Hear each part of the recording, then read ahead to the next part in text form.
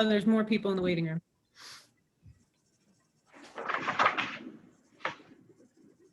Are we set to go? Everybody's in that's coming in?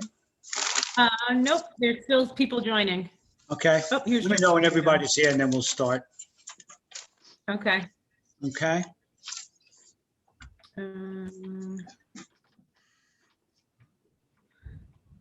Just waiting on 2 people to join and Let us know when John joins us too. John's there and connected. John's there? Yep, he's down at on my screen, it's the bottom. Okay. There he is. Hey, John. Yep. Hi.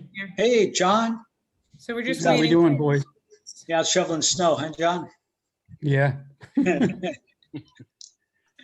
All right, so we can get started. All righty, good. So good afternoon, everybody.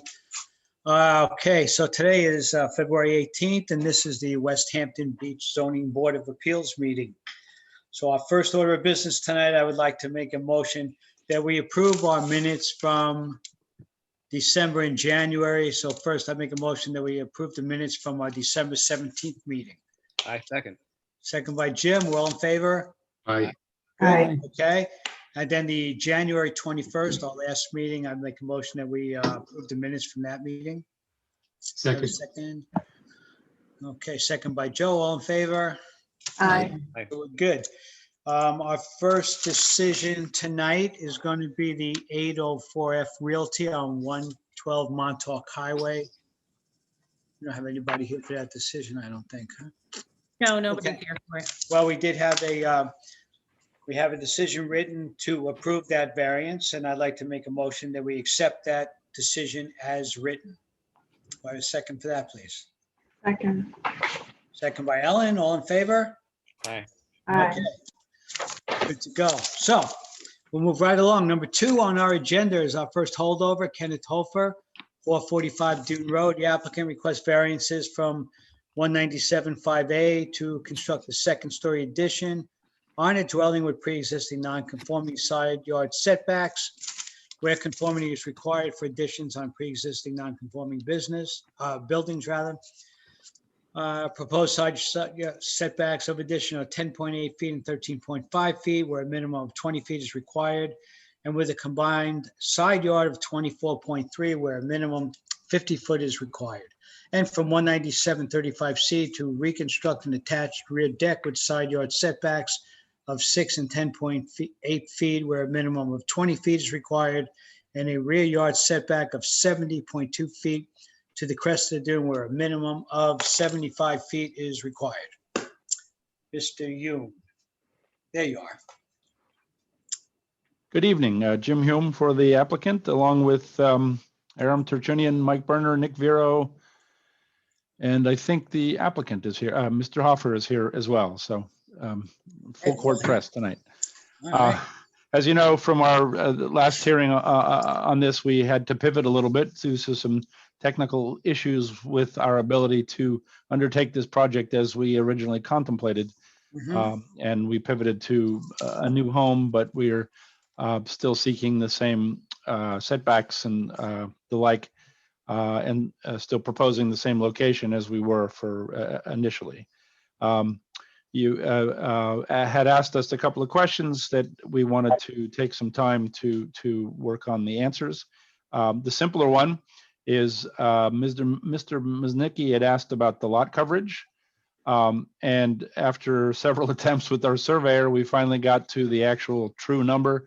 I will have some physical copies of those surveys to file probably early next week. Because the ones that you have some incorrect information. But just for the record, the existing lot coverage is 24.5%, and the proposed lot coverage is 19.65%. So we're at least in one area moving from out of compliance to compliance. The other issue was the nature and the extent of the relief that we were seeking essentially for the side yard setback relief for the first floor that we've been discussing. And there was some initial discussion about the percentage of what we were looking for as compared to the code requirement. And the only comment I had made about that then was that the pure absolute percentage, I think, is not the way that you need to look at this. I think while a percentage may contribute to it, it is really the setbacks in the context of the setbacks in the neighborhood. And so that's in fact what we went to look at.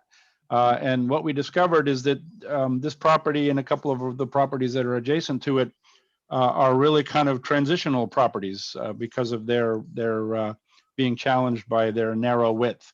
And to the west, you have much larger properties, and you have the Sandpiper Co-op and some of the other co-op much larger lots, not really comparable to our conditions in our lot. And if you look if you go to the east from where we are, you find yourself in Pond Point, which what we want to do would probably work perfectly in Pond Point. So we're kind of at a transition point where our property lies, and Mr. Turchunian has put together a very nice presentation to discuss and describe the circumstances that we find ourselves in. So I'll turn it over to Aram. Thanks, Jim. Mr. Chairman, members of the board, Aram Turchunian, First Coastal Corporation, West Hampton Beach, New York, on behalf of the applicant. Megan, I wonder if it's possible for me to do a screen share? Sure. Thanks. So as Jim said, we conducted a. Are you going to do it? Because I don't know how, Aram. Oh, you have to allow me in the. I think I am. Hold on one second. I just tried. It says one participant can share at a time. Okay. Oh, there you go. Okay, there we go. There we go. Give that. Okay, great. So as Jim pointed out, we are in a transitional area. And so I did some investigation. Of course, here's Pond Point, very distinctive. Here are the condominiums, and there is our parcel highlighted in the yellow. Just to zoom in a little bit, the analysis I did was on these three lots because they are really the only three lots that share this narrow characteristic. You can see that this lot immediately to the west is substantially larger. It's 120 something feet. And these other lots over here are 90 feet. But our lot is 64 and these two lots are about 40. So I did my analysis based on that. And both of these parcels were the subject of variances granted by this board. So this is the most recent survey that Jim is going to deliver to you in hard copy. This shows our requested variances. This is the Crest of Dune 70.2. Here are the side yards, 7.8 and 6.8 on the east, and 9.5 and 10.3. I'm sorry, 7.8 and 6.8 on the west, and 9.5 and 10.9 on the on the east.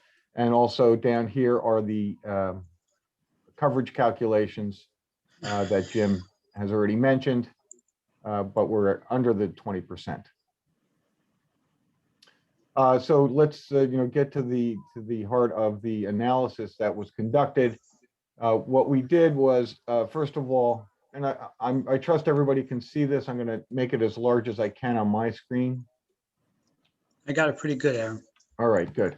So, so the properties at 445, I looked at the existing conditions of the house and the decks, and we looked at the categories: lot width, the setback in the front yard, the setback on the south of the side yard on the east, setback of the side yard on the west, and then the total setback as well as Crest of Dune. And you can see that we're currently at 6.2, 10.1, adding up to 16.3 for the house, and the decks are obviously much closer, totaling only 7.73. And then I went through what it is what we're asking for. We're asking to maintain the same overall 16.3 on the first floor, so decreasing it a little bit on the west side and increasing it a little bit on the east side. And then on the second floor, though, we're stepping back an additional 4 feet on each side, adding up to 8 feet additional side yard setback overall for 24.3 feet in overall side yard setback. So then I wanted to look at, well, what's happening on these other 2 lots. Oh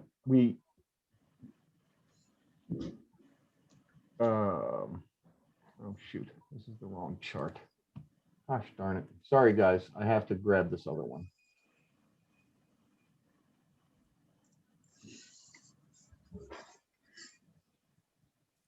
You know, by the time we get really good at these Zoom meetings, we'll be able to be back in person. I hope so. Oh,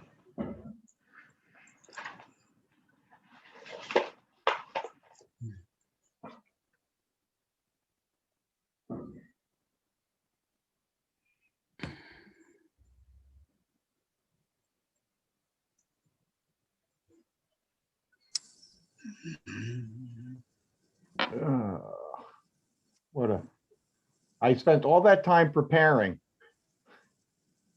and then grabbed the wrong file. God. Still did it. Still got the wrong one. Hold on. I got to get it off an email I sent last night. I apologize.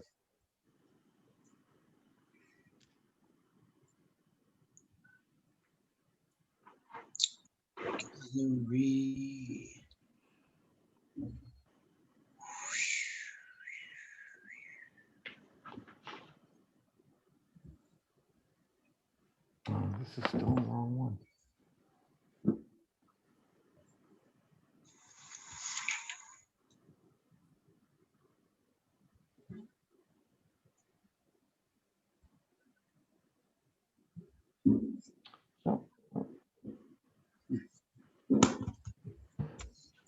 Okay, so what we did was we looked at the 3 lots, which are 443A, 443, and 445.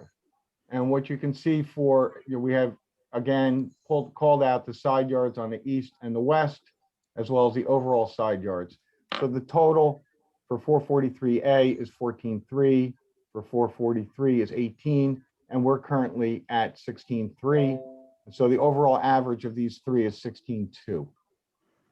I then just pulled our parcel out of it, and you can see it doesn't change the number because we're 16.3, which is 0.1 away from the average. The other thing that so then I looked at, well, what are we proposing? Well, we're proposing 16.3, so we're really right on top of the exact average of these 3 is what exists and what we propose. The other thing that I looked at was what did these properties at 443, 433, and 433A look like before the variance and then after the variance? And so you can see here the pre-existing at 443 had a combined of 18.8, and they got a variance to a combined of 18. And you can see the individual ones here. They did much the same as we did. We're proposing to do. They increased the shorter side yard and decreased the larger side yard to even it out a little bit more. On 443A, they had a pre-existing side yards combined of 11.33, and the variance that this board granted was to 14.3. So in sum and substance, when you look at this microcosm of a neighborhood, which as Jim pointed out is transitional between Pond Point and much larger lots and condominiums, what we're asking to do, what exists right now is exactly what we're asking to do, and it's completely in harmony with the existing side yard setbacks. And in fact, the fact that the second story is going to be stepped in on this means that the variances that were granted to these other 2 lots are 2 stories exactly at that setback line. What we're asking for is the first story at that setback line and the second story 4 feet farther in. So increasing the setback a total of 8 feet on the second story. Aaron, with those variances that you're referring to, what were they, was that just for an expansion, for a deck, for an, No, there was each of them were a total rebuild. total rebuilds? One Totally. from 2002 and 2016. That's correct. Aaron, can you scroll back up to the top there for a moment? I just want to see. Right, that's what I'm looking at. If we haven't already filed a copy of this, we'll certainly get a copy to you guys That'd be helpful. I like to. digitally Yeah. as well as hard copy. So We this also is need the decisions that you're relying on too. Yeah, We what need was copies the of name? those. What was the name of the names on those, Aaron? Do you have the names on those? Yeah, I have the decisions. Yeah, I foiled them. That's how I got them. One was Klein Neck, and the other one was give me a second.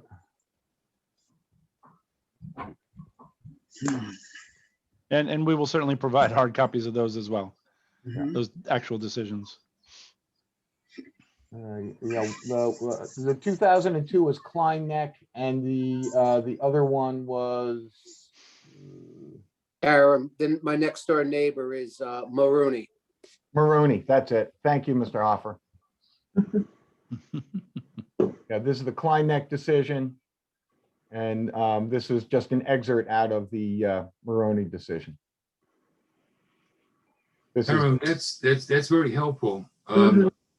But one comment that I have is I don't know if you could pick and choose, the different properties. The properties to the west, although they're larger, we're looking for the character of the neighborhood, and picking the character of the neighborhood. The three smallest lots to the east going into the Pond Point zone. That's not quite fair. well, I would agree with you, except for if I pick those, if I include those other ones there, why don't I jump into Pond Point where I'm going to get 5 foot side yards? I think that the reason when we're transparent about our reasoning for selecting 3 parcels and explaining that because you're in a transition neighborhood, these are the 3 narrowest parcels in this entire area, this stretch between the condominiums to the west and Pond Point to the east. So to throw in this 123 foot wide lot and compare it to a 40 foot wide lot or a 60 foot wide lot, I don't think that makes sense. Just like it doesn't make sense to cherry pick out of Pond Point stuff that is going to be much smaller. Well, the only thing though is Pond Point is a separate zoning district. Right. And usually we stick with, when we're doing neighborhood analyses, we stick within the same zoning district, and in something like this, we'd stick with the same side of Dune Road for a zoning analysis to make sure you're comparing apples to apples. All right. But it Well, is three okay. properties is the smallest sample size I've ever seen for a neighborhood analysis. It's hard to draw any. How do you draw any conclusions out of 3 properties when, the second you enlarge the scope, you have a completely different neighborhood analysis. Well, I don't know that statistically you it's do and you relevant. don't. Oh, sorry. You do and you don't. I mean, if you want to track it from the perspective of the character of the neighborhood, the character of this neighborhood is the western portion of it is really large. And as you move east, as you move towards Pond Point, even though it's a different zone, it gets smaller. And this is kind of the inflection point between transitioning from the larger lots to the west of us and the smaller lots in Pond Point. So I think that choosing these is exactly, these are the lots that have the same characteristics that we have. And it's not that we found 3 narrow lots that were up and down the road. These are 3 lots right in a row that fit that curve, if you will. Yeah, Jim, that's fine, but there's nothing in the zoning that I'm aware of, in the form of transitioning. You know, the zone is the zone, and there's nothing in the code that says, okay, we're entering a new zone, let's transition over. Well, I don't think the character of the neighborhood is talking about the whole zone. I mean, if you had to compare yourself to every other lot in the R3, that would be inappropriate as well. So we're always taking subsets of the zone, at least the zone in which we're in, and neighborhood character doesn't recognize those invisible lines going from zone to zone. Neighborhood character recognizes what's the character of the neighborhood, and the character of this neighborhood is big to the east, wide to the east, narrow to the left. Other way around, I'm sorry. Wide to the west, narrow to the east. And these lots fit perfectly in that curve. And that's why we chose these particular lots to compare and contrast, because they're at the same point on that curve, if you will.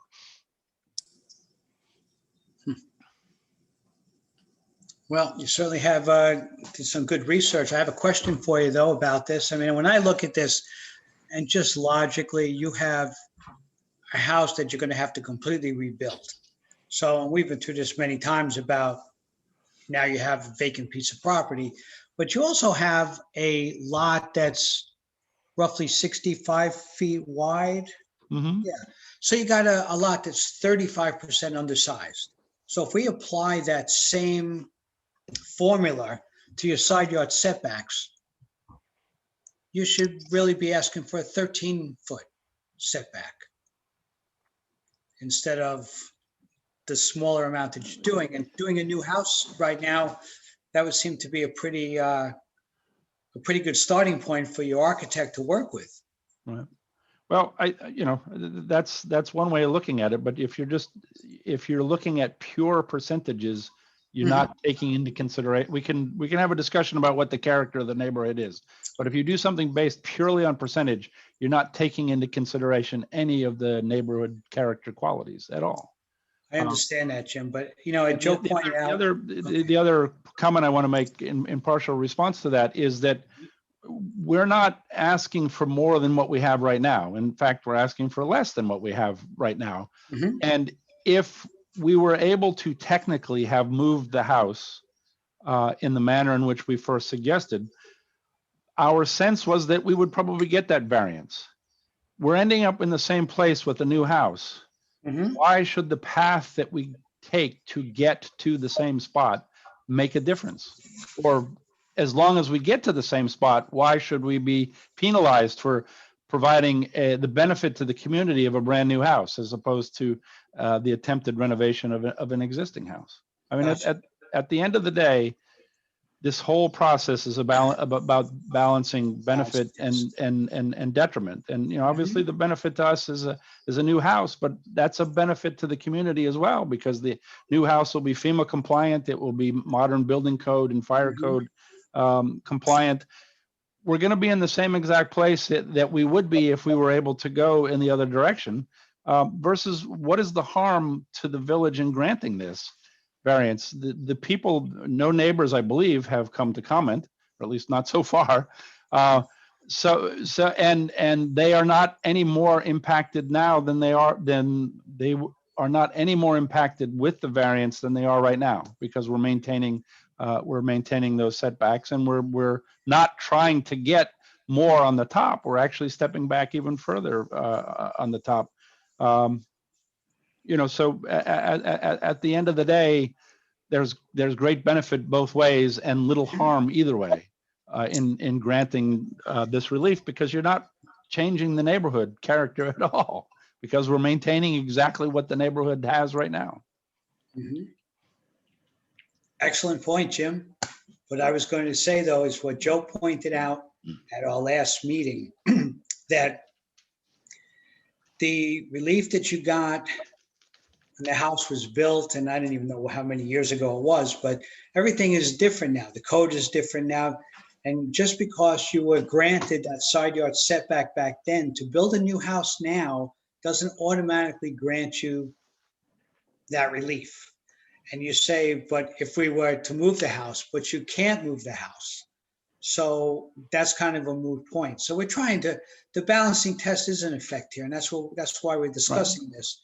Right. But I just want, you to realize our point of view with this too. You're building a brand new house, and you Right. could build it and have a little bit more of a side yard on either side. Even if, and we've been through this many times. We're trying to maintain the minimum side yards. But with the undersized lot, we understand that might not be feasible here, but to cut that 13 feet down to 6 or 7 or 8 feet is significant, and it can be altered now, and it can be changed, and it can be made to be more conforming. So I'm done.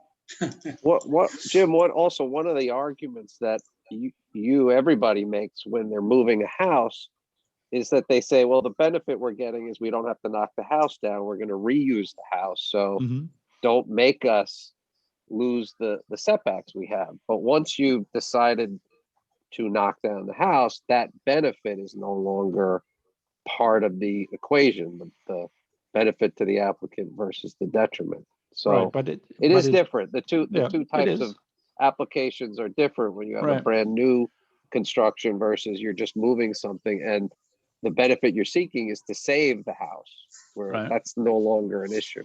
Right, but then but the new house provides additional benefits that moving the old house doesn't. So that, arguably that offsets the difference that you're talking about. And the other feature that's in this case is that we're moving the house back from the crest of the dune. Have you, well, last time, I thought Nick was going to try to, did you present new plans? I haven't seen anything new. No, we haven't. The plans are exactly as they were. Okay. As Because I far as thought the that footprint was goes. something that Nick was going to look at, was trying to meet the 75-foot setback. Is that off the table now? Nick said he could do that, so. Right. Well, As if soon as that was done. right now, the only thing that doesn't meet the 75-foot setback is a corner, a 2.5 foot at the biggest depth, 2.5 foot corner of the deck. Mhm. So, I mean, I'm just asking for clarity, because that's Yeah. something he said he would do, but if Right. now you're saying that that's no longer being offered, Well, no, he said he could do it. all right, well, but we don't have a He said he plan could that do it. shows that. we don't have a plan that shows that. We So, don't have a plan. if that makes a difference in the outcome, we would certainly be happy to do it. There's no denying that there's significant improvements in this application over what was there. We're just trying to minimize our variances Right. to Right. achieve what's best for the village and what's best for the applicant. Right. Well, as I said, I mean, Nick said that we could do it, and we could certainly figure out a way to make that 75 feet complete, so to eliminate that variance altogether. If you'd like us to look at that, we would be happy to offer that up. Absolutely. I thought that was, I was under the impression when Nick said it, I just thought that was already done. Even though it hasn't, new plans haven't come in, I just figured that. Right. that's a Okay, well, done deal. since the assumption was that we were going to do it. He said he could do it. I took Yeah. him at his word. All right. So, Well, we can do it then. I'll add to that chorus. can be We will done. do it. Good. We All will right. do it. All right. I need to go back and look at these variances. I think. All right. So what's your pleasure here? I think I want to hold it over again. Okay. Well, we don't have all this information that we just went over anyway. So Right, it's right. gotta be, We're gonna Right. hold it's gotta be well, presented. that's fine. That's fine. So if I would ask you to hold it over for all purposes. All purposes, absolutely. Yep. Okay. And So we does will, we anybody else that will wants to file comment? something in the meantime that shows 75 feet. So, Thank you. okay. And anybody else have a comment on this application? So then I would like to make a motion to hold it over for all purposes to our next meeting. And a second, second by Jim, all in favor? Aye. Thank you, gentlemen. Thank you.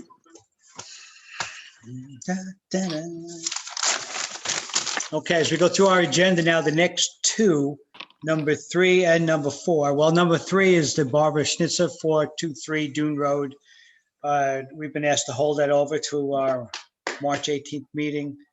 So I'd like to make a motion, we hold that over. I have a second. Second by Ellen, all in favor? Aye.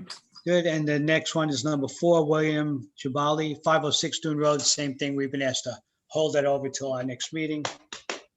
I'll make a motion to hold it over. We have a second. Second. Second by Ellen, all in favor? Aye. All right. Good. All right, we're going to some new applications now. Let's see, we have Christopher Glover, 52 Lilac Road. The applicant requests variances from 197.5A1 to construct a second-story addition on an existing dwelling with non-conforming side yard setbacks, 19.6 feet existing, proposed 20 feet required. When conformity with current dimensional regulations is required for additions to dwellings with non-conforming setbacks, and from 197.7D to construct a roof over entry patio with a proposed front yard setback is 36.3 feet with a minimum of 50 feet is required. Who's here for this applicant? Thank you, Chair, members of the board. My name is Todd O'Connell. I'm the architect for the Glovers. Hi, Todd. Good evening. Hello there. Well, good afternoon still. All right. All righty. Okay. All right, so thank you. I'm Todd O'Connell. I'm the architect for the Glovers. I'm doing business at 1200 Veterans Highway in Hauppauge. And we're here requesting several reliefs. But before we discuss the individual reliefs, just tell you a little bit about the property.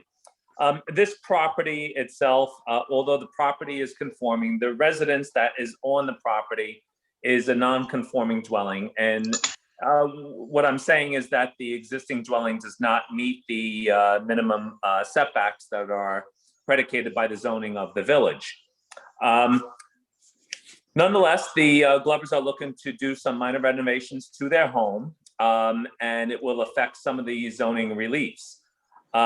I'd like to start by saying that other than the front portico, which is an uncovered space, is just a little roof over the front entry door, we're not diminishing any of the setbacks that are on the existing residence itself. The existing residence, which yields a 19.6 side yard setback, we're going vertical just to build a bedroom. We're not increasing the height of the home. It's a Cape style home. So we're looking to maintain the existing height. In fact, even the gabled wall of the house is currently there. We're just dormering it out to get some existing space on the second floor itself. We were conscious to behind the home, where we had a little bit more choice, where we built a pergola, off the back of the residence. We're going to hold it in the entire 5 inches to yield as 20-foot side yard setback. But the vertical nature on the existing home, we're just looking to maintain the existing setback that the home currently is. In addition to that, the existing home has a front yard setback of 40.3, where 50 foot's required. Again, it's a non-conforming setback. We're not diminishing the existing setback with any living space on the home itself. We're strictly looking to build a 4-foot front portico on the front of the house, not only to give the house a little bit of character, but to give some protection at the front entrance and make the entry to the home a little bit more amenable, or open space to them. Being where the house is currently, we feel that the requests are, de minimis in nature because, these were the cards that were dealt. The home does, it's already yields the setbacks that are there. If we had a choice, we potentially would have, tried to build something that conforms with the home. But these are the existing setbacks that are there currently. With the work we're doing, we feel, we're going to make the house look nicer. Right now, it's a very, kind of a plain Cape style home. We're looking to add a little bit of character to the home. And in doing so, adding some, character to the surrounding neighborhood. There's, as far as I can see, there's no negative environmental impact to what we're doing. And we feel that this is the minimum request to put to the board itself to accommodate the Glover's goal in their renovation project. Well, I guess, I mean, with that, I'd love to entertain any questions that the board may have on this, so I can answer accordingly. Thank you. Well, my biggest question, of course, was why, why did you have, a 4/10 request for a variance? But I guess that's just because that's what's already there and you're going to continue that line, That's correct. right? It's that small. It's just really to maintain what's there. To step it in 4/10 would look like a mistake. And that would be, I feel, a detriment to the area. Mhm. Now, that's really the only question I have on this application. I was trying to figure out why you would ask for such a minimal variance. But, okay. Anybody else have any questions on this? No, Jim, John, Joe? No. No? I could add real quick that the village code does have a builder's error clause that allows for 6 inches. So it's possible that when this house was built and it was meant to be 20 feet, and by being 19.6 feet, it was, we have a clause that allows a C of O to still be issued without gaining further relief. So it's the nonconformity on the side yard might not have been technically a problem until, but if you're applying for something that's less than 20, that's why we had to include that. All right, thanks, Brad. Okay, anybody have any other comments? People watching this? No? Yes? Okay, so if we have no further input on this application, I'm going to make a motion that we close it for decision for our March 18th meeting. And a Second. second by Joe, all in favor? Aye. Oh, good, all righty. Thank you. Thank you very much. Have a great night, everyone. You too, thank you.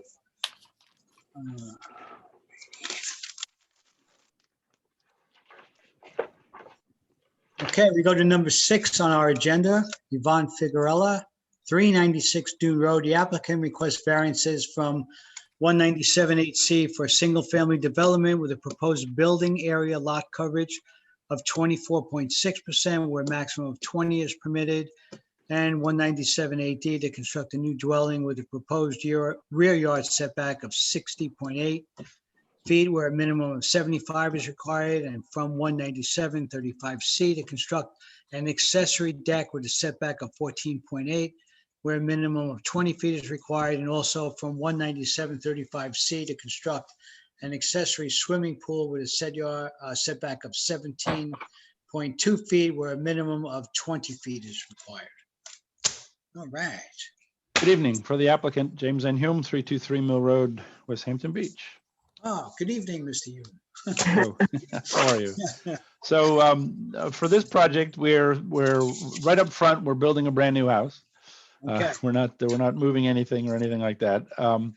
And we're replacing an existing 2-story single-family residence on a lot that currently has lot coverage of 25.2%. I'm sorry. Yeah, well, I think that's right.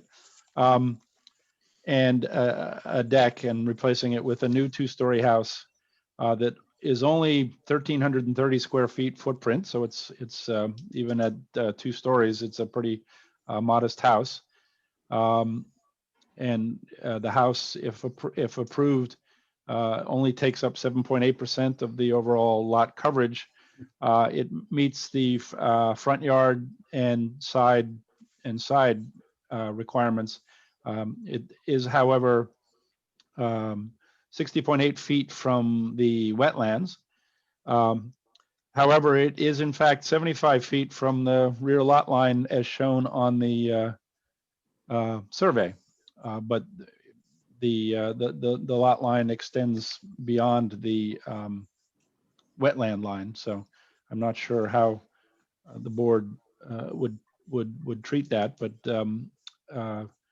that's really the only relief, and it's the relief is necessary based on the retreating shoreline. Again, as the wetlands grow, if we're going to use the wetlands line as the line of demarcation, then they keep losing property, and they're at the required setback for the front yard and the side yard. So there really is no other place for this house to grow except closer to that line. And so that's the motivation for that application, that part of the application.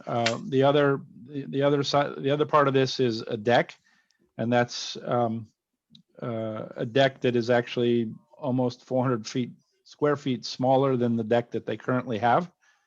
But it's much more sensibly, and it'll be newly constructed, so it'll be a better construction, and it extends no closer to any of the lot lines than the current deck does. It's two-dimensional space rather than three-dimensional space, so it doesn't interfere with sight lines and things like that, like a house might. And the pool is within the deck, so it's less than 20 feet. But if you were to be inclined to grant the deck variance, I think you would go along with the pool as well. The reasoning behind this is they wanted a new home, but they enjoy their outdoor space, so they're proposing a house that's not terribly big. And basically, they designed the house, and then they filled in this same space that was occupied by deck before, as is now. The reason for that is that the first floor elevation of this home is at 16 feet, and the grade is at 5.3 feet. So it's a bit of a staircase down to get to the ground, and then back up to a pool. Again, as I pointed out, the bulk of the overage for the lot coverage is what I would call two-dimensional space, because it doesn't grow up, it just grows out. And as a result of this project, the coverage goes from 25.2 to 24.6%. What was that again on the coverage? 25? What is it? 25.2 to 24.6.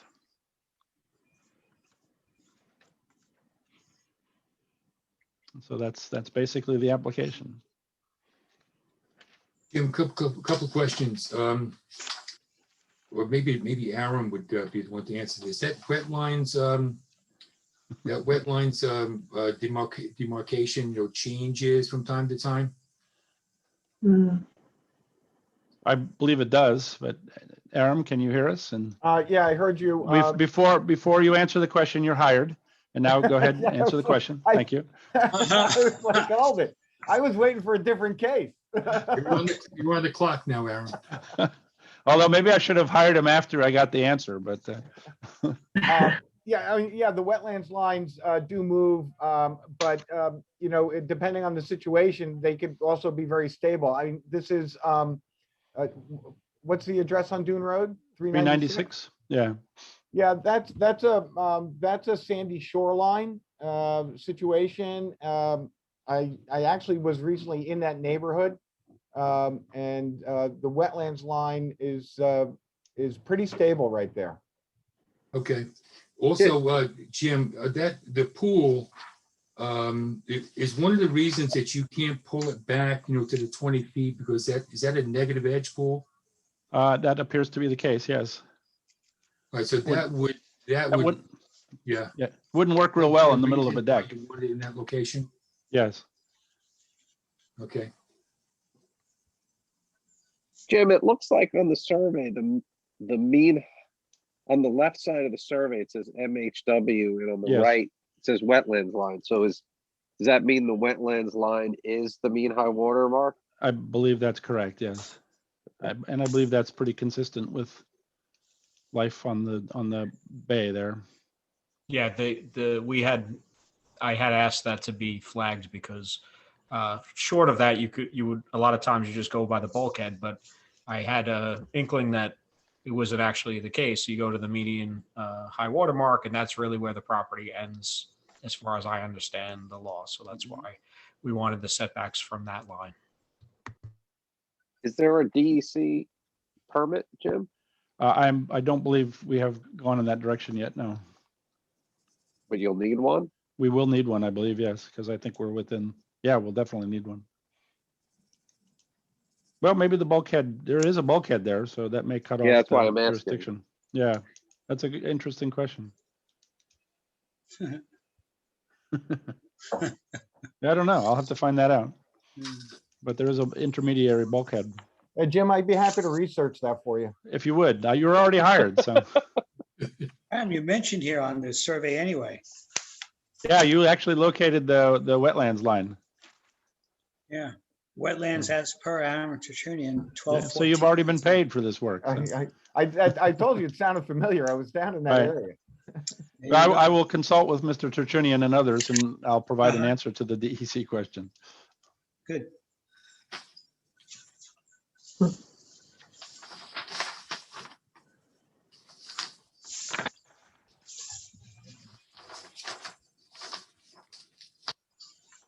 Jim, tell me about it one more time, why you need to have the lot coverage. Well, it's mostly the deck, and the deck is elevated. You know, you don't want to walk out the back of the house down to grade and then back up to a deck. Mhm. And the people who own this property are used to the deck is actually, I think, what did I say, 400 square feet less than the current deck that they have. So Mhm. just trying to maintain that consistency. The way the rest of the lot coverage diminished.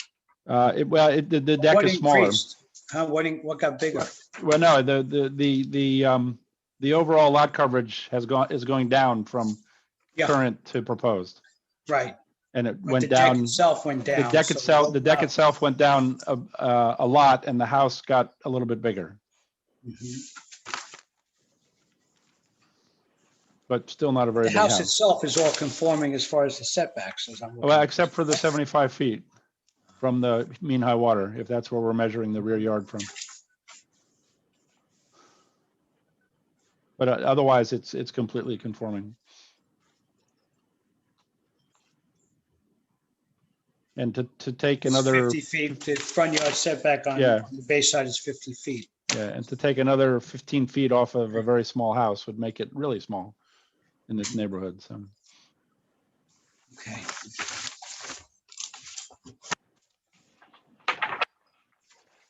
What did I drop there, girl? Huh? Questions, anybody?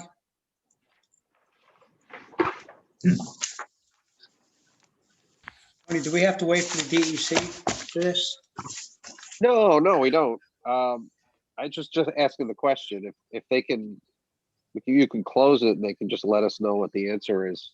Happy to do that. It'll either be subject to a DEC permit or not. But that doesn't necessarily change anything that you have to do. Okay, Okay, we'll be happy to do that. If you could close it, that'd be great. all right. I don't have any other questions unless any board member has anything. No. Anybody in our queue out there have any questions on this application? Doesn't If look like there's- anybody's in the audience. What's that? Nobody's here for it. Okay. All right, so if we don't have any further discussion on this application, I'll make a motion that we close it for a decision on the March 18th meeting. Have a second? Second.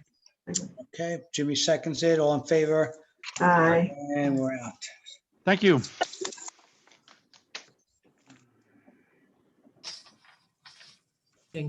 Sorry, who seconded that? I did. Jim, Thank you. I just had, Mr. Jim Badzik. thank you. Braden was pulling on the outside door and I thought he was locked outside. Uh-huh. He's skiing trees at night, huh? Okay. No, they're actually jumping off the porch into the snow. As well they should be. Because they didn't get enough snow, right? Mm-mm. Good for them. Yeah. All right. Let's go. Number 7, WHBH Real Estate LLC, 7 Beach Lane. Applicant requests variances from 197-16-4A to construct a proposed parking area partially located in the front yard where specifically prohibited, from 197-16-4D to construct additions resulting in a proposed building of 9,330 square feet in gross floor area where the maximum permitted is 6,000 square feet with special exemption criteria per 197-80.2 from 197-17-1 to construct a cabana building with a rear yard setback of 8.3 feet, where a minimum of 30 feet is required from 197-29C2C to construct proposed additions representing an increase and/or extension of area devoted to a non-conforming use of a hotel/inn where specifically prohibited, and from 197-63 for a proposed vegetative buffer to the south, 5 feet in width, where a minimum of 10 feet is required. For the applicant, James N. Hume, 323 Mill Road, West Hampton Beach. Good evening again. Again, with Mr. you So, know, go Jim, ahead. there's a lot with this application. It's gonna really need to go to planning. Well, this is kind of, I view this as kind of a preliminary pass with you guys, just to discuss the project in major strokes. Okay. And we have filed an informal planning board application already. And subsequent to some feedback from you guys, hopefully tonight, we're going to ask for a work session with the planning board. I think there needs to be some secret coordination because of the size of the project. I do believe you're right on that. And that kind of thing. So this was just, this is the beginning, and we understand we're going to be with you guys and with the planning board for a little while going I am forward. inclined to request the planning board be the lead agency on this. Okay, I think that makes sense. I think Brad and I think talked about that already, and we both thought that was a good idea. Okay, we're just being understood with that. Yeah. So do we need to, Tony? Do we need to take care of all that before we can have a substantive conversation about this project here? As or- long as whatever we talk about is with the understanding that it can't close tonight and Oh, yeah, secret still no. has to Oh, be no. done. Right. There's no reason you can't have a conversation. Okay.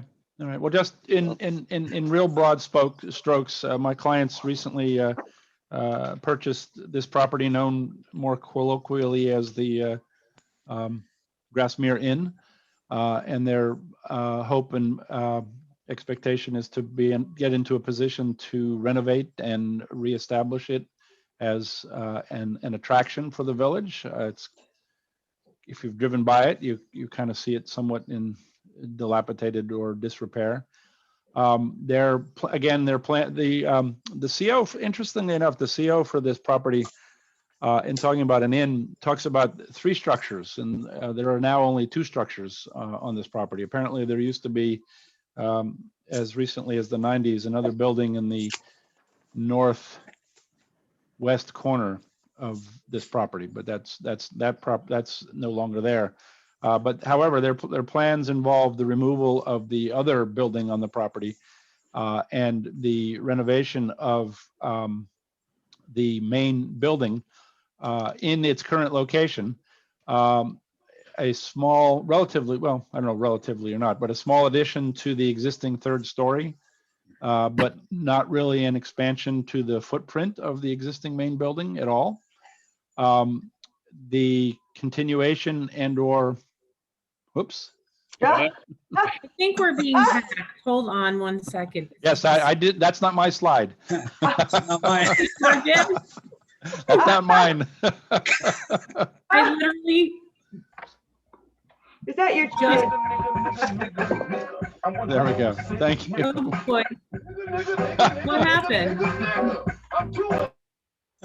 I just texted Brad and said, who are all these random names in the Yeah, there's meeting? a lot. Who are they coming in?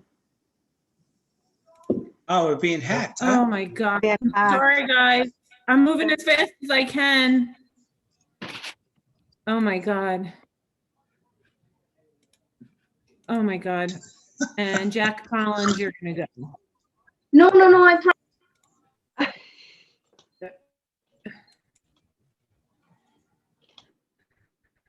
All right. Because you have to let everybody in. Oop, nope, I don't want to remove Craig on. Craig, I'm almost removed. Oh no. I got Craig arm out on accident and I didn't mean to.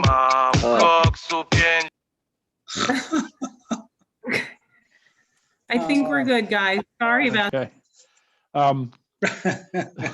So the I have 3 kids in the house and they thought it was hysterical. so Some they'll people need to get a life, though. really I just Yeah, can't understand exactly. it. so there'll only be one main inn building on the site, Mhm. and it will contain 3 or 4 less rooms than the current total build out, the current situation on the site.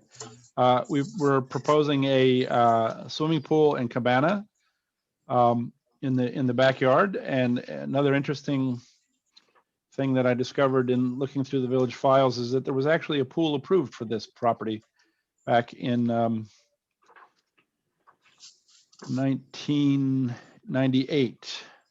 An 18 by 36 foot pool was approved for approximately the location that we're proposing. I believe building permit may have issued, but the pool was never constructed. So we're looking to do that. The current inn has a dining room and a kitchen and a living room area. And we're going to attempt, our hope is to preserve that for the guests. I think we would agree to limiting the dining facility to people who are actually guests at the hotel. And we have proposed a small outdoor bar, which would be more publicly available, but relatively small.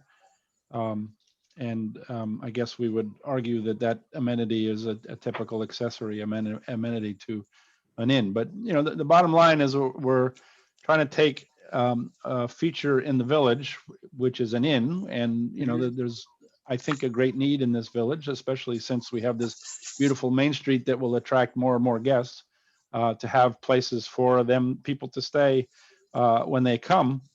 The inn as it exists right now is not terribly attractive, I don't think, and terribly functional. And I think the people who have stayed there more recently haven't enjoyed it as much as they could otherwise. And my folks are just trying to bring this function into the 21st century and provide the amenities that such an inn, which has been there, by the way, since 1885. And I think I gave you a picture of a postcard from 1910 of the Grassmere. And the renovation will be very respectful of the architecture, I believe. And so, in broad strokes, that's, so we're looking for the variances, to the granting of the variances and the relief that all of that might need. We obviously understand that one of them is the special permit, because this is, in fact, because it's 2 lots distant from Main Street and is in the HC zone rather than the B1 zone. It is, in fact, a pre-existing non-conforming use. There's a number of area variances, and we are also taking a detour to an interpretation of whether or not we are actually expanding the non-conforming use or not by what we're proposing. So, Jim, they were talking about putting a cabana and a pool and an outside bar. The outside bar is a pool and a pool cabana. Right.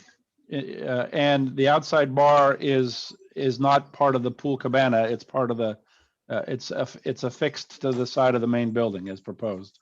If you look at the, Who's behind the inn? Because it backs up to library, I'm looking at, right? yes, it backs So up to. we have private residences back there? Let me take a You're look. going to be, what, 8 feet off the property line? Is that what this is? It backs up to the to Library Avenue, and one of them is a business, I think. I had looked at this, but I'll have to provide some more information about that. But Well, my concern with that being is you're going to have an inn with people. You might have wedding parties staying there.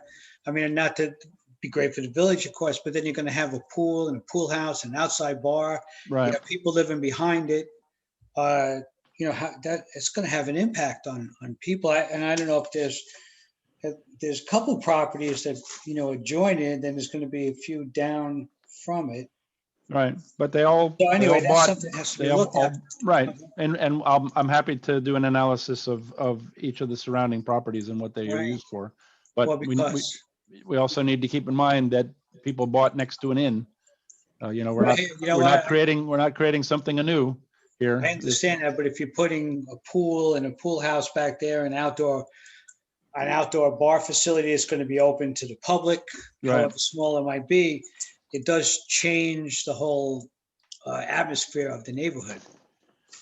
Well, I think I think it's a change that the village is looking for, but, Mhm. but but we can certainly, you know, we certainly want to be mindful of, I don't mean to dismiss the impact on the neighbors.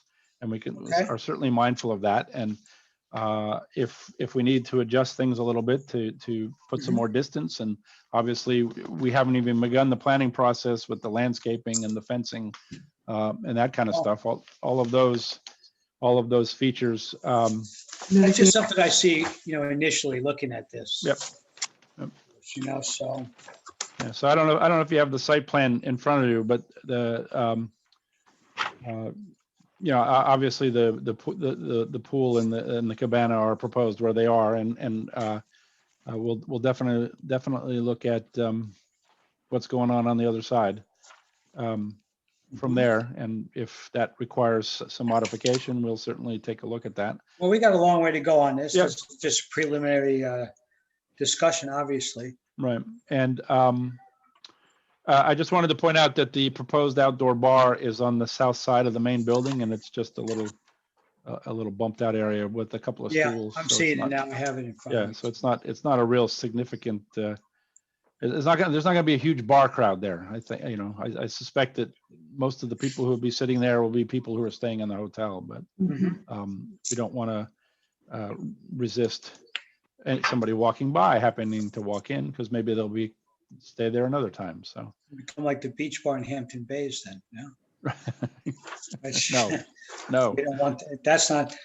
that's not our goal. Yeah, And as I said, the dining facilities will be limited to actual guests of the hotel. So we're not looking. We're How could you looking, have a bar open to people and then have the dining facilities only for the guests? well, because the bar is outside and the dining facilities are inside. And you have to be a guest to be admitted. So to the inside. Okay. Jim, since this is our first meeting, can you sort of give an overview of the non-conforming use argument and the 197? Because that's the big, to me, that's the Right. big issue Well, for this you know, board, is how to get a handle around that. So Yeah, what's the it's- general argument? Well, the general argument is that the building that we end up with has a smaller footprint than the buildings that are there now and occupied. And the building that we end up with has less rooms and less bathrooms. So the number of people who could actually stay there is decreasing.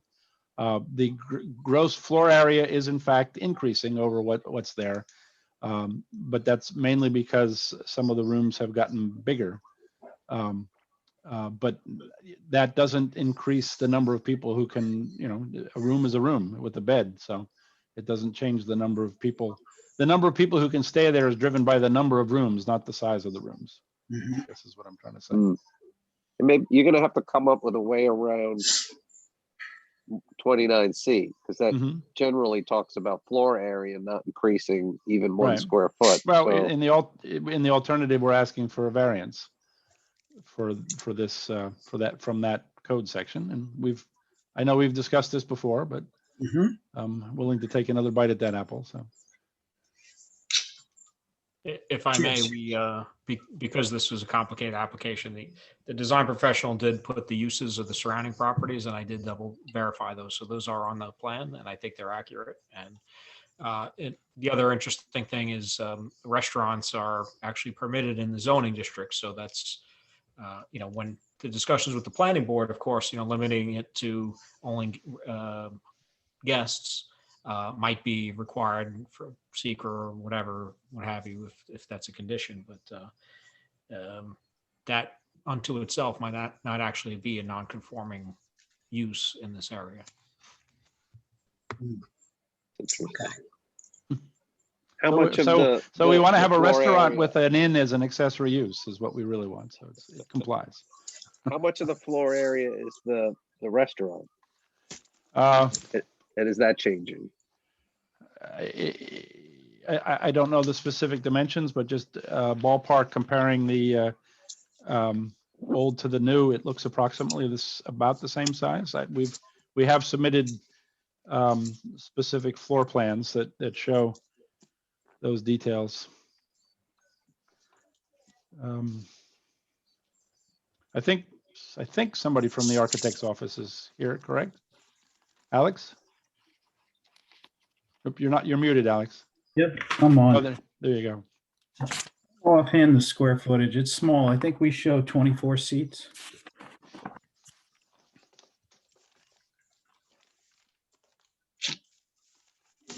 Yes, that's what it.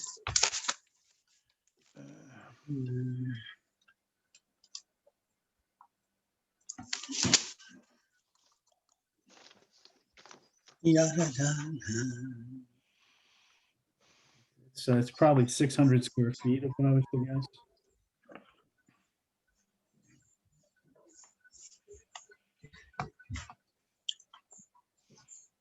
I think that absorbs what used to be the dining room and the living room area.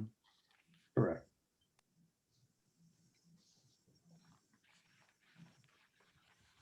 And if you look at the floor plans, you'll see the outdoor bar is actually off the kitchen. It's not off the dining area. So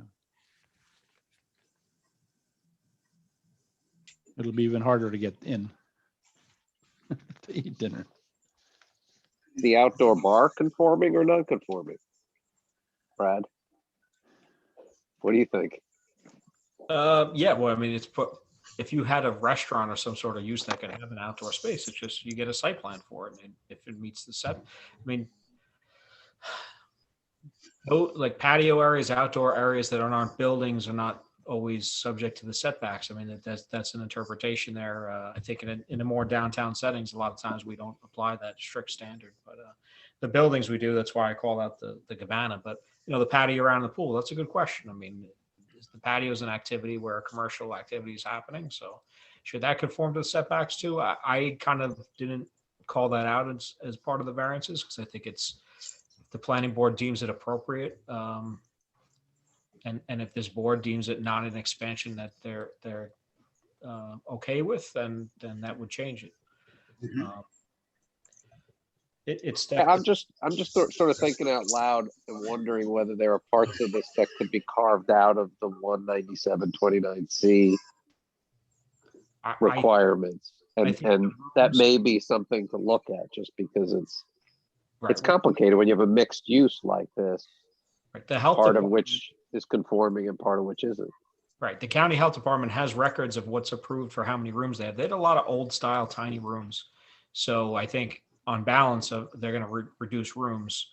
I think that's important to talk about. I'm sure the whole application it's a balancing act for the health department, because if you're adding more food services, there's a certain amount of grandfathering of flow and back and forth with the engineers in the health department to see what you can actually build. And then it all has to pass muster with the village, with both the planning board and the zoning board. But I think that's an argument to what is non-conforming and what's being increased versus what's being reduced. It's probably would be prudent to submit to this board.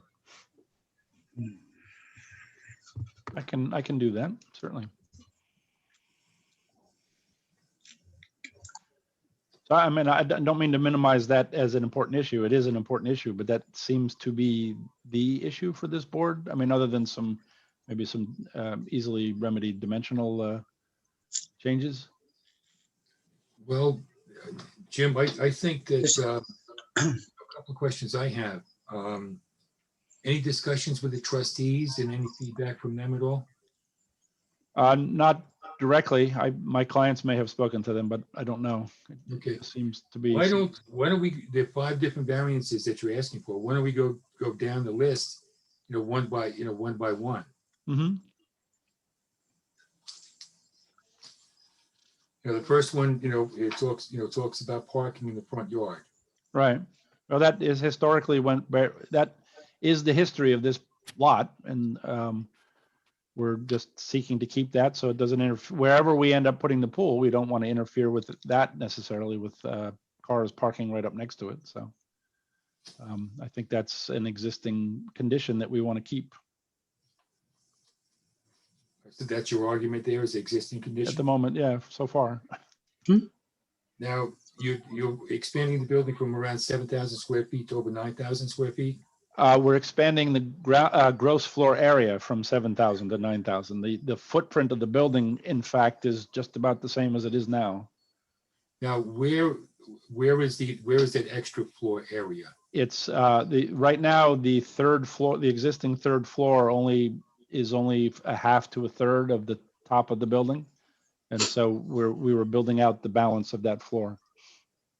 Now, do you take into account the building that's coming down, that you're losing floor area? Well,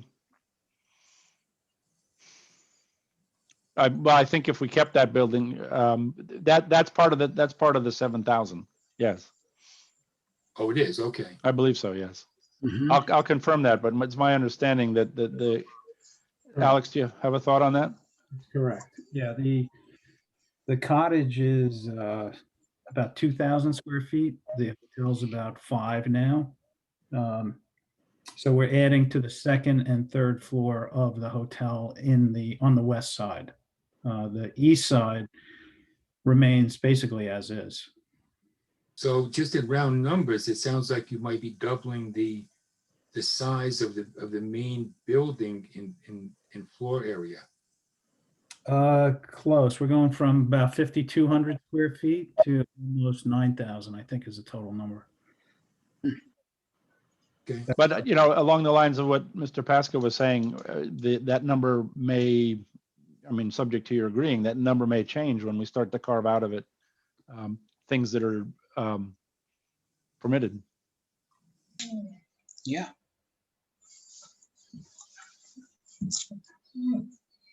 Well, there's a lot going on with this. Oh, absolutely. Well, this is a 100 and something year old Sure. building and a use that's gone through a lot, and we're trying to fix it up, normalize it, and let it last for another 100 years. Now, when I see that you cited the pool and the deck, they seem to be kind of tucked into that that corner Mhm. when you had other options. Right. Well, I think we're hearing pretty loud and clear that we need to study that a little more carefully, and we will Okay. to address that.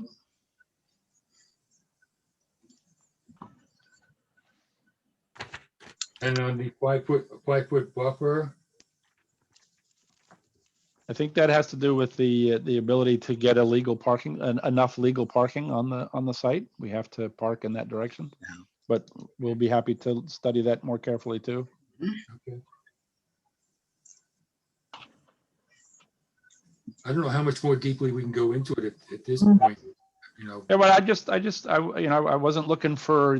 I wasn't certainly looking to close this tonight. I was just looking to get some general feedback from you guys, which you have provided, so that we can decide how to go forward with the other agencies that we need to go forward with. Sure. Jim, I look at this also. I mean, I understand what you're saying about the inn being there a long time, and people living around it and stuff, but do any kind of expansion of the use, I would just want to really be sensitive to the needs of the people that live around it. Right. We all, we grew up here with Casey's. We know what that was like. We know what the nightclubs were like. And I just, to have that pool and cabana, so close to somebody's backyard, knowing, it's not just going to be families with kids coming in and staying here. I had a residence where, the house was rented out, around the corner, and people coming in at 1 o'clock in the morning thought nothing was setting off fireworks as they're coming in for a wedding. And you start to put a pool and a cabana 8 feet from somebody's backyard, and you just worry about the noise factor. And I understand we live in a resort village, and we just have to balance that. That's all part of our balancing. That point is well taken, and we'll give that. We'll definitely take a look at that. I don't, I don't think if you look at the design and you look at the layout, we're not trying to create a Casey-like or a nightclub-like. I place. totally understand We're- that. You yeah. couldn't, I got it, but We're trying to create an inn, and we're trying to include in the inn the amenities that inn stayers, for Sure. lack of a better word, Mhm. are used to having now. And that's really all these are is those kind of amenities. I mean, they want a place to eat, a place to have breakfast, maybe have a place to have a nightcap before they go to bed. I totally got it. Yeah, And so that's Jim, if When I- you put a pool and a cabana, right, and somebody, right at the back property, that's how I know we're gonna look at that. So I didn't want to come out of the blue and hit you with that. Yeah, That no, was I too appreciate down that. the road. I appreciate that. If I could just embellish a little bit there, that Gerard and Jim, that residential property to the west has two structures that are right on their property line. So even though we're 8 foot away from our property line, there is a structure that's fully blocking the neighboring residential piece. Okay. And the only reason for the orientation of the pool east-west was for sunlight. Could you say that again for me, Alex, please?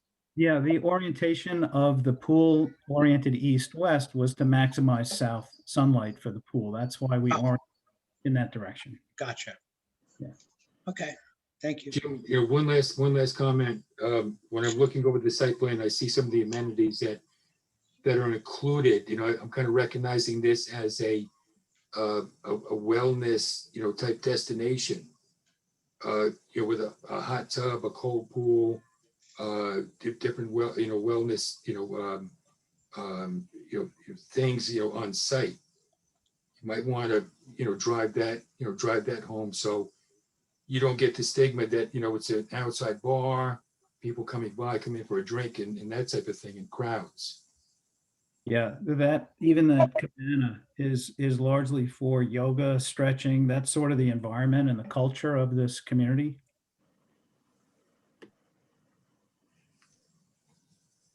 Great. And All right, well, thank you. real quick, if I could just add, because I had to include that little section about the square footage, because the HC specifically, if you go over certain square footage, our code wants you to put apartments above the building. It's really not appropriate for this type of use. So that's why I called out the special exception criteria, but there are no special exceptions required for this application, so they don't need the trustees. I just want to make that clear, but relief from that section, they might need the relief to, put apartments on an inn, which is not really what we're trying to accomplish with, that was, trying to add apartments over new buildings to address a need for probably workforce housing. And it's probably not appropriate for this lot, but that's why it says special exception, but they don't need a special exception for this application. Okay. Cool. Thank you, Brad. Do we have anybody out here in our area here that wants to make any comment on this? Yeah, it looks like there's two neighbors. Okay. But before we get started, before we get the neighbors, Anthony Pasca, you there? There's two people in the waiting room using your name. I'm guessing maybe they're not really you. No, it's me. Let me You're in. in the waiting room? I'm trying to get in with another computer. Oh, okay. So should I let these two Tony Pascas in?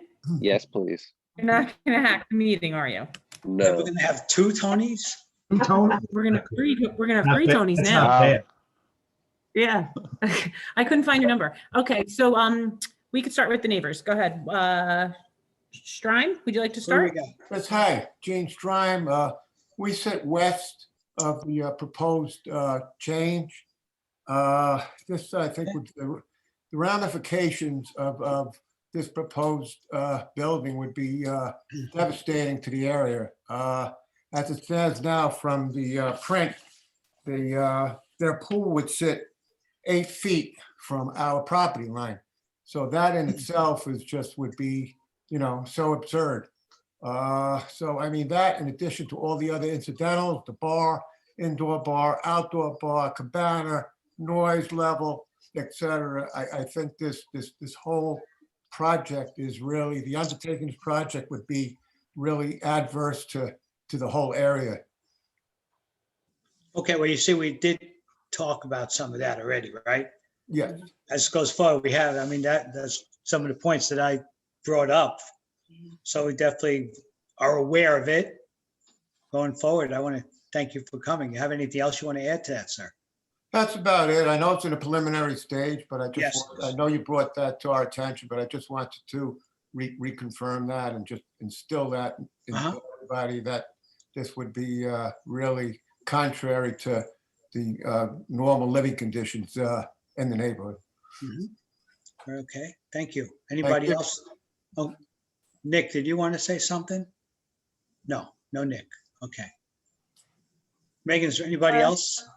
Mrs. Davis, do you have anything you want to add? If you want to speak, you have to unmute yourself.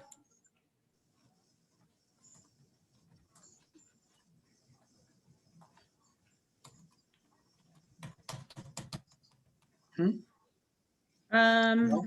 Well, it says Yep. Cindy Davis is here, but she's not speaking, so I don't know what's new. Well, there'll be certainly other opportunities to speak. 'Cause we'll be back.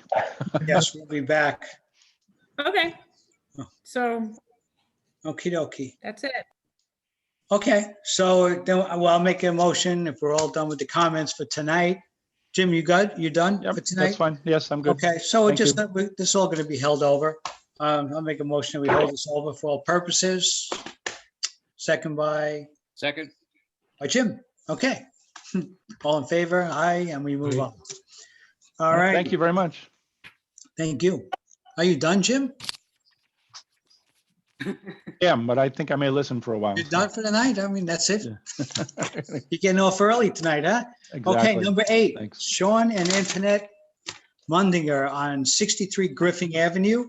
Applicant requests variances from 197.7C for a proposed building area lot coverage of 23.5%, where the maximum permitted is 20%, and from 197-7D for a proposed side yard setback of 15.2 feet, where the minimum required is 20 feet, with a proposed combined side yard of 37.4 feet, where the minimum required is 50 feet.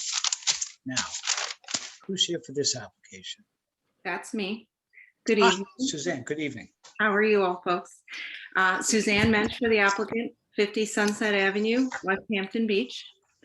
I also have the applicants are here, Sean and Antoinette Mundinger, and the architect, Craig Arm. I think he's here. He was here. He came off. I think he's back, though. He should be back. I accidentally removed him, but we worked it out. Thank you. You're welcome. So my clients purchased this home in 2016, and what exists here is essentially a cottage, if you will. It is a year-round use, but I believe it's the original residence from 1962. There is basically no foundation. I think it sits on bricks, if you will. It's a very, very small space, and they've looked into how to best renovate it and use the space a little better. And quite frankly, I don't think there's much that can be done in terms of renovation. So they're looking to remove the house, the cottage, and rebuild a new home here on this plot. The second issue that they are facing is it's a challenging building envelope given the northern property line. So a little bit of an unorthodox line that makes it challenging to come up with some appropriate design. They've proposed a modest 3-bedroom house here that we have obviously 3 variances that we're looking for relief on. Currently, the cottage does already have a side yard of 15.8 on the northerly side. So we are really only talking about a difference of 6 inches on the northerly side, but we would also need relief for the combined side yards. The southerly side does conform, however, it's 20.2 feet off the southerly lot line. Let's see. So there's a modest house. Like I said, as you can see from the survey, the building envelope is plotted on there, and it would create kind of an odd shaped house. The architect has worked very hard to create something that's aesthetically pleasing. It would be certainly in character of the neighborhood and would, we believe, be a strong improvement to the neighborhood based on what's currently existing, and certainly in character with the neighborhood. As well, it would certainly require a brand new home, which would be far more environmentally friendly and appropriate to what we're looking for. We do have 2 letters in support from neighbors that were submitted. Most importantly, the neighbors immediately to the north are in support of this application, and another Who might neighbor. that be? Who might the neighbor to the north be? Huh? Luckily, Mr. Tertunian is in support. It's your third go around, Aram. Let's hear what you got. Well, what I remember about this property here is that we had to do a variance to separate the 2 tax lots back in 2016. Yeah. So we had a little, we had some kind of weird lot lines there. Yes, for sure. That was prior to my clients owning the home. However, and it was a long path to get to you in 2016. It seems that the property was subdivided, but not legally, long before that. There were 2 structures on the property. Right. And somehow the folks, the prior owner to my client of the lot that we are on, 24.3, was able to purchase this home. And I can't even fathom how she ever did it, because she certainly shouldn't have been able to get title insurance to do so. But she did. And you folks worked with her to bring this up to conformity. Well, it's not conforming, but the subdivision was approved. Once the subdivision was approved, it's a conforming lot. Correct. So it is a small lot. That's the challenge here. So that's what's making the challenge, and to try to build a reasonable home. This is Antoinette and Sean are local folks. I'm sure many of you know them. They're year-round residents. This is their primary residence. They're raising a family here, and so they need more than a 1-bedroom cottage to continue to reside there. But we feel that what they've proposed here, what they've come up with their architect, is very modest. It's a 3-bedroom home, 2 stories, garage, accessory structure. So what I see, we're in the R2 zoning district. Their lot's roughly about 16,000 square feet, where they needed 20. Correct. They're just So, under. and they got, they're looking for side yards of 15.2 and a total of 37.4. So, I mean, it's almost proportional to the size of their lot. Yes. Even though, and it's, I mean, I just look at this and think that'd be a big improvement. So I think that, I think overall, this looks like they did a pretty good job with this. Well, thank you for that. Thank you. Who's the architect on this? Is he here? Craig Orange. That was Craig, but he's not here. He Okay. was. He was. I'm not sure what happened to him.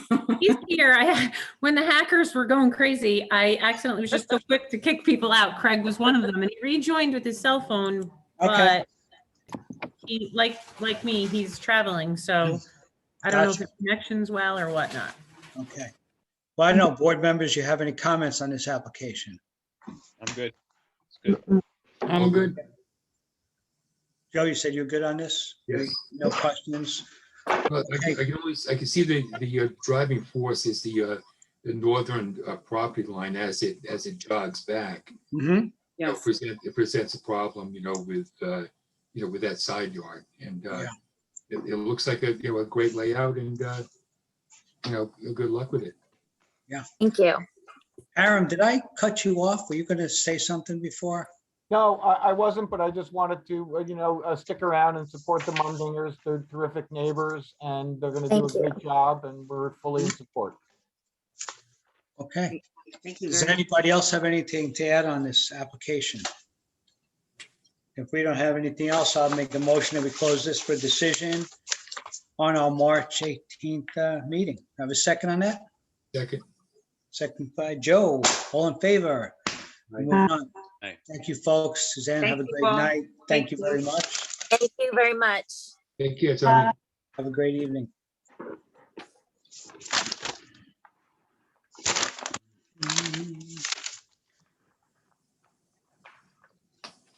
Okay, well, that's all the time we have for tonight. No. What do we have?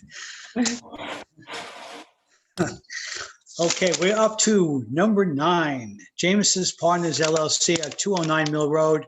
The applicant requests a variance from 197-5A1 for a proposed conversion of office to dwelling in a building with a non-conforming front yard setback.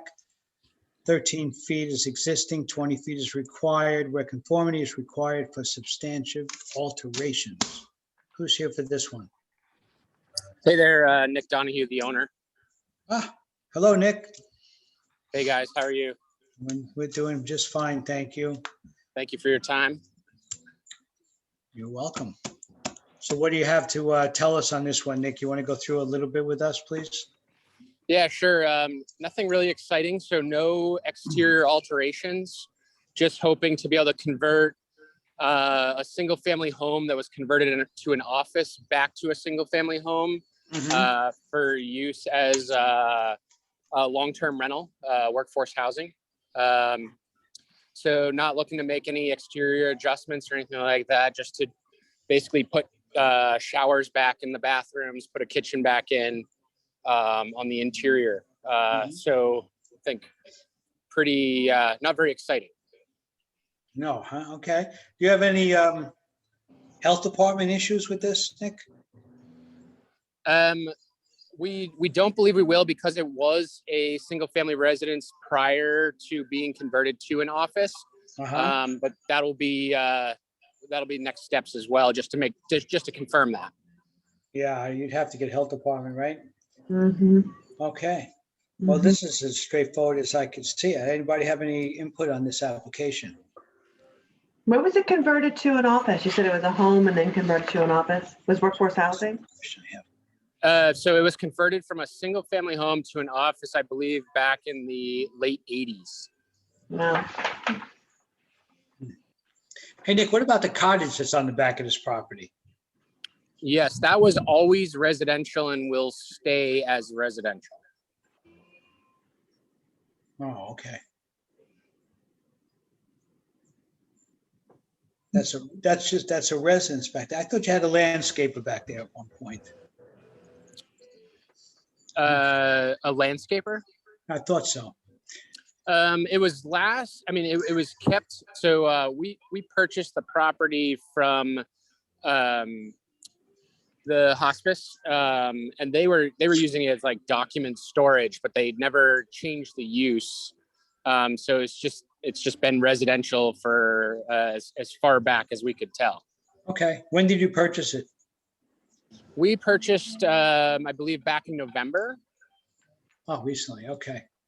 Yes, sir. Okay. Thank you. Yes. Anything else? I have nothing else to add. Nothing else? Any board members? Anybody out there watching, listening? No? I'm sorry, did you say you're converting that to workforce housing? Did I misunderstand that? I'm just curious. Yes, it'll be long-term housing.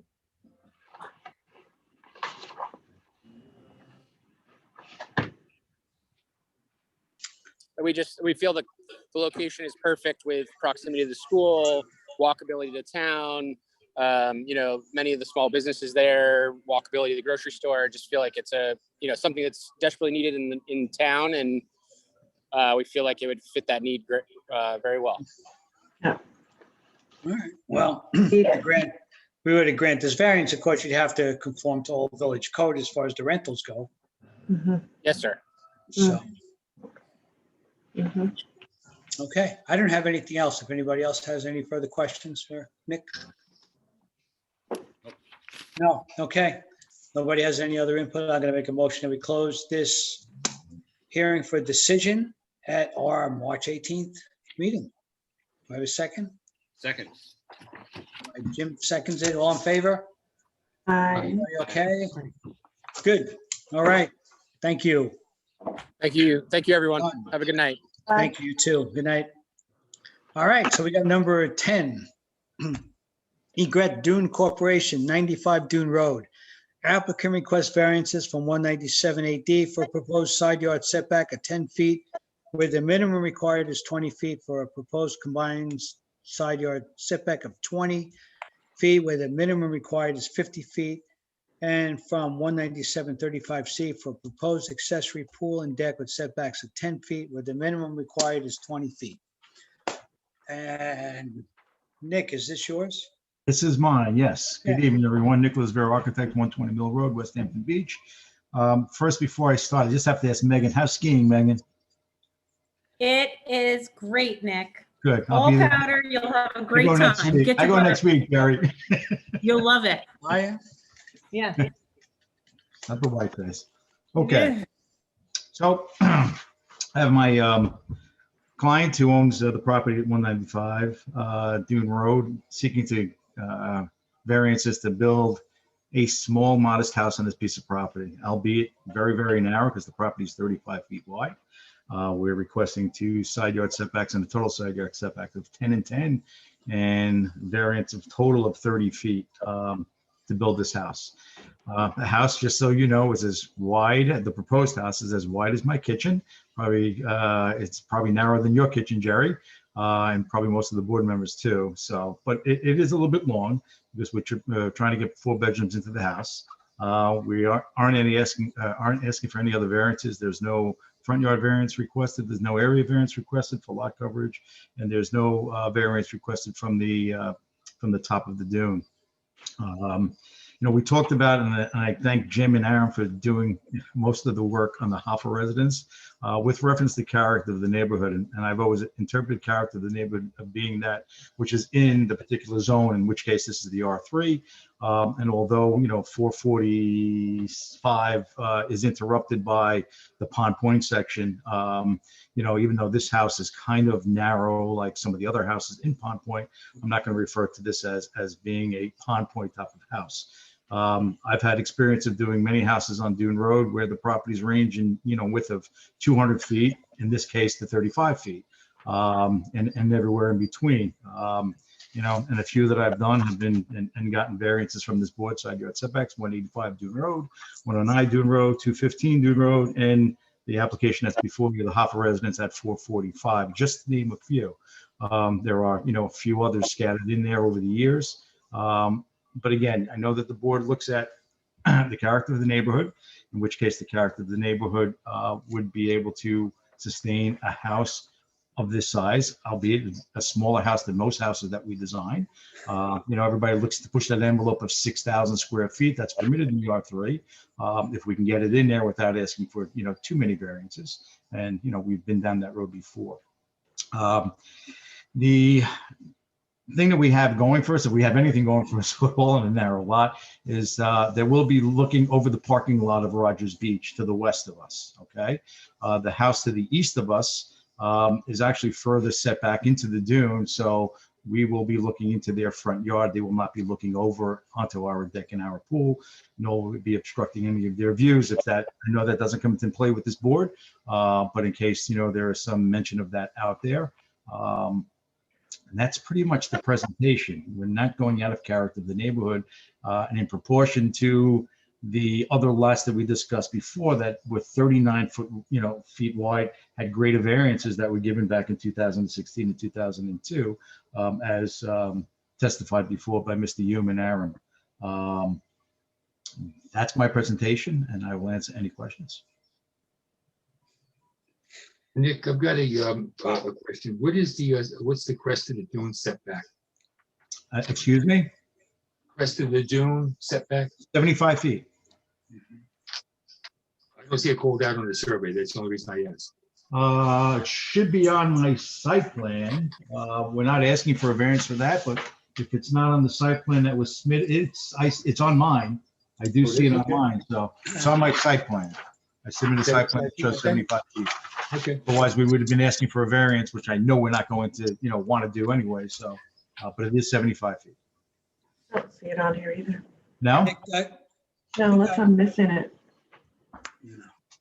I'm looking at my SO1 and I do see the 75 feet from the top of the dune. So, Megan, I apologize if I if we didn't give them the right copies of the site plan, but, if that's in question, it is on my site plan. Are you No, I taking have- the blame for that or are you blaming me? No, I'm not blaming you. I'm blaming, if I didn't give it to them, it's here, okay? Otherwise, Brad would have wrote up a, on our, an advertisement that we needed a variance from the top of the dune. So it is 75 feet, and I will submit that site plan to you. Now, I have another question. Sure. How do you construct this home on a 35-foot wide lot? Well, you've asked this question before, Joe.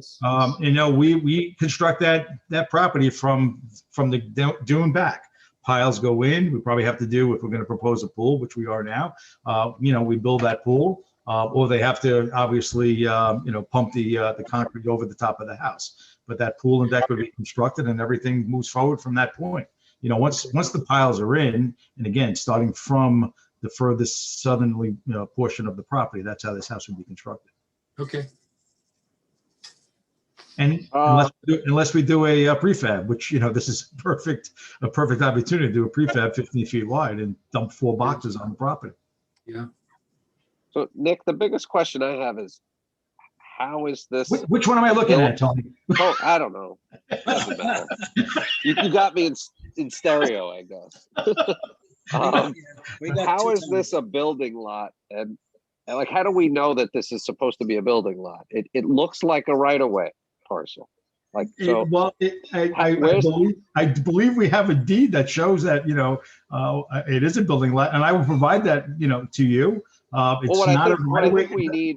What I think we need for the record is sort of a title work, Okay. not just a deed, because you can have a deed to a right-of-way. Understood. But what we need is, how did this lot get created? When was it first created? Does it predate zoning? Does it, or is it subject to rights of way? And that's because at 35 feet, even most rights of way are 50 feet. So. Right. Well, you have 2 other lots now, like we testified before, that is both 39 feet wide, 45, and what is it, 445? Or 443, I'm sorry, that's 39 feet wide. So similar condition. So yes, we can provide that for you, absolutely. We're gonna go back and look at those variances to see what those are. Understood. It's not fresh in my mind. Right. Understood. And those have houses on them. So at least there's an argument that they were meant to be that. Right. We need some proof that this was meant to be a building lot, not just a right of way. Okay. Understood.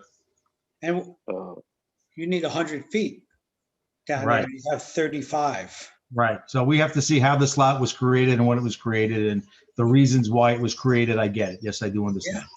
Okay. And also, I remember,